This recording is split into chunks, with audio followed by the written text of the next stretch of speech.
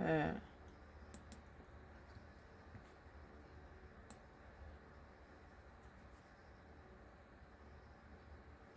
오늘은 이제 서울경제 2025년도 8월 24일자 기사입니다. 이 대통령이 일 방문 마치고 트럼프 정상회담 위에 미국 행이라 했는데, 일본에서는 역대 한국 대통령이 미국을 제치고 일본을 먼저 방문 정상회담을 한 적이 없다는 거예요.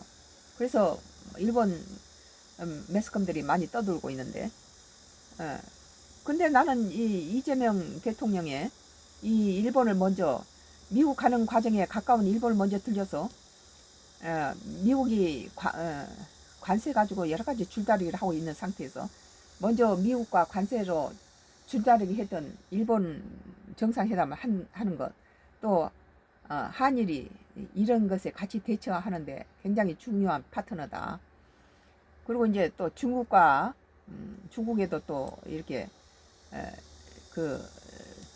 또 특별한 대통령, 이 대통령이 또 특사를 보내줘서 주변국하고 잘 관리하는 거 참 좋아 보여요.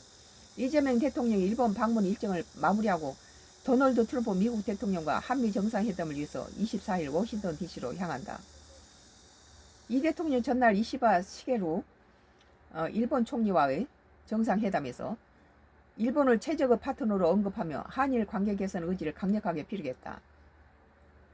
이는 이번 순방 핵심은 한미 정상회담을 앞두고 한미일 삼각협력 강화에 대한 의지를 대외적으로 천명하고 트럼프 대통령과 회담에서 우호적 환경을 조성하려는 포석으로 풀이된다. 이 대통령은 25일 트럼프 대통령과 만나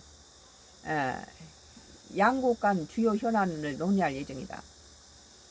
회담에서는 지난달 타결된 관세 협상에 대한 세부 조율을 비롯해서 주한미군의 전략적 유연성 등 안보 협력에 대한 깊이 있는 논의가 이루어질 것으로 보인다. 정상회담 외에도 이 대통령 다양한 일정을 소화한다. 한미 양국 재계 인사들이 참여하는 비즈니스 라운드 테이블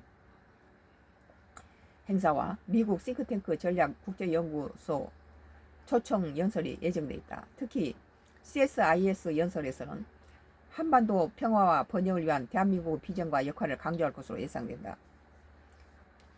순방 마지막 날인 26일은 펜실베니아주 필라델피아로 이동해 하나오션이 인수한 필리 조선소 등을 방문한다. 이 방문은 민간 협력을 통한 경제 외교 중요성을 부각하고 미국 내 한국 기업의 투자와 고용 창출 성과를 직접 확인하는 자리가 될 전망이다.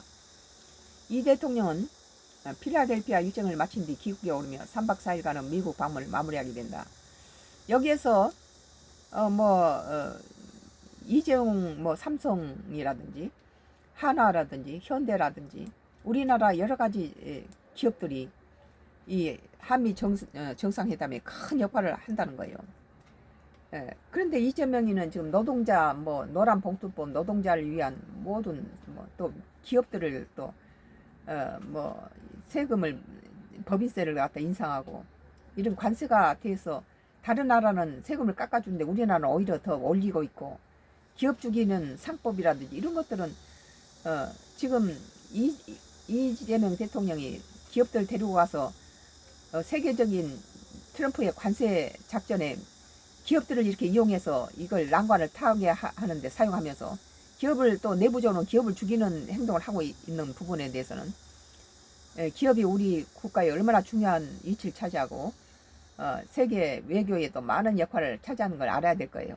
그래서 상법이라든지 노란 봉투법 기업 죽이고 나서 일자리가 없는데 노란 봉투법이나 노동자법이 무슨 소용이 있겠어요.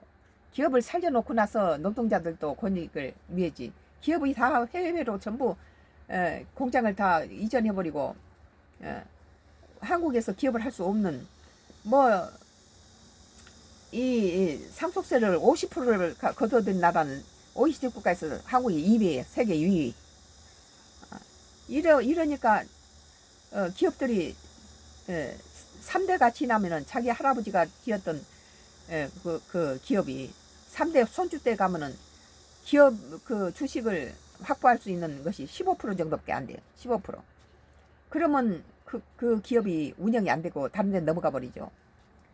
길게 끌고 갈 수가 없는 단회적인 것이 되고 이런 것들은 그 기업의 역사적으로 길게 내려오는 전통 그런 것들이 다 중간에 다 잘려져 버리고 축적된 기술들이 다 날아가 버리는 거죠. 오늘 서울경제 2025년도 8월 24일자 기사. 이 대통령 일 방문 마치고 트럼프 정상회담 위에 미국행이라는 기사에 대해서 썬가크루스 나의 정치 코멘트를 했습니다. 여기서 끝내겠습니다.